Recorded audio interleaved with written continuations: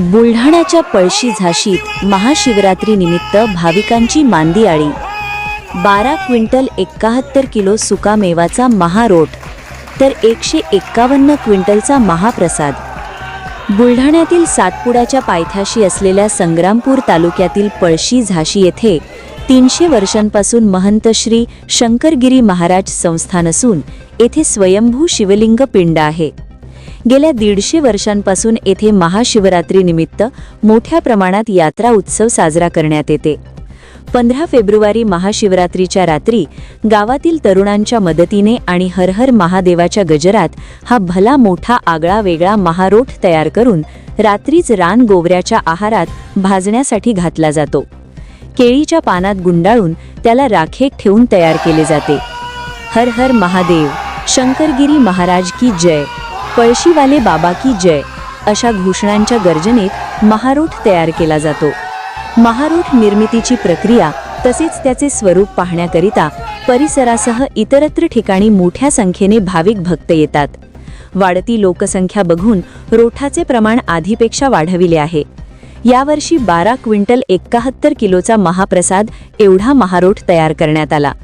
रात्री 1 वाजेपर्यंत महारोठ तयार होऊन केळीच्या पानात व सुती कापडात बांधून टाकण्यात येतो. त्यानंतर महारोठाच्या जागेवर कापूर व अगरबत्ती लावून बाबांनी सुरू ठेवलेल्या धुनीतून विभूती गाळून रोठाच्या जागेवर टाकण्यात येते. सकाळी सूर्योदयापूर्वी पुन्हा भक्तगण अंघोळ करून हर हर महादेवाचा जयघोष करीत महारोठ बाहेर काढतात.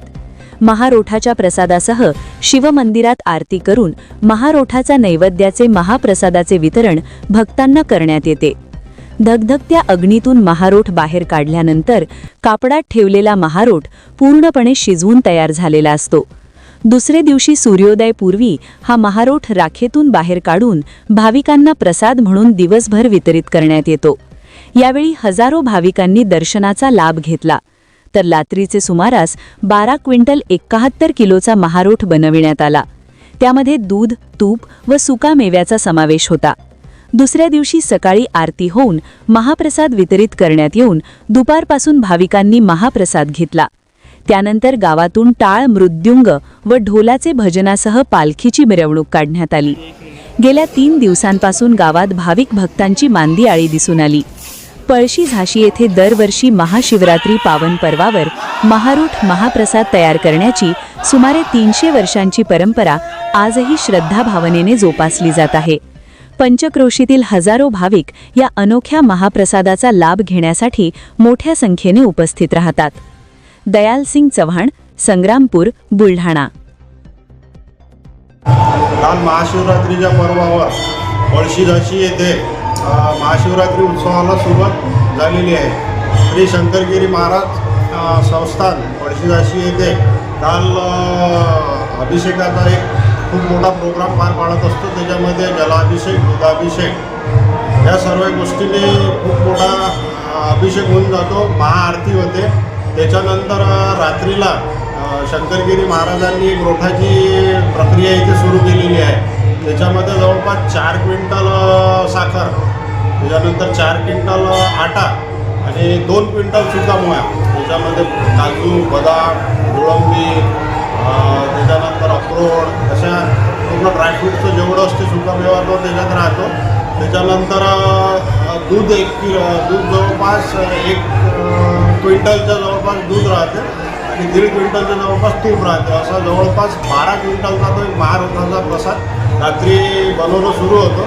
तो रात्री 12 वाजता जवळपास 100 ते 125 कार्यकर्ते, भक्तगण तो मिळून तो सर्व तयार करतात आणि रात्री 12 वाजता तो 150 पोत्याच्या गवऱ्यामध्ये टाकला जातो. 150 ते 200 पोते गवऱ्यामध्ये आणि सकाळी 6 वाजता तो परत काढला जातो. तर तो प्रसाद तयार होऊन सकाळी जवळपास 5:30-6 वाजतापासून त्याचं विसर्जन भक्तांमध्ये सुरू होते. तसेच आरती झाल्यानंतर शंकरगिरी महाराजांची पालखी निघते. पालखीचा उत्सव गावातून सुरुवात होतो.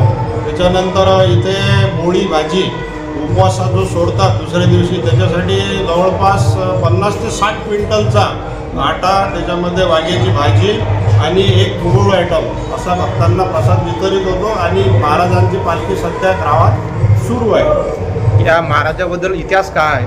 महाराजांचा इतिहास असा आहे की महाराज ज्यावेळेस भ्रमण करत असताना ते पळशी गावात आले. पळशी गावात आल्यानंतर इथल्या गावकरी मंडळींना घेऊन इथे आले मंदिराच्या परिसरामध्ये. त्यावेळी इथे अक्षरशः काहीच नव्हतं, सर्व पडीत पडलेली जमीन होते, फक्त वळाचे झाडं खूप मोठे होते इथे. तर महाराजांनी लोकांना सांगितलं की बा इथे एक स्वयंभूलिंग आहे, आपण ही जागा साफ करू, खोदू. तर बरोबर तिथे स्वयंभूलिंगाचा साक्षात्कार झाला आणि तिथे स्वयंभूलिंग आढळली आणि तिथून महाराजांनी या मंदिराचा जीर्णोद्धार केला आणि तेव्हापासून महाराजांनी ही प्रथा सुरू केलेली आहे. किती वर्ष झाली असतील? तरी त्याला साधारणतः 150 वर्ष झाली, 125-150 वर्ष.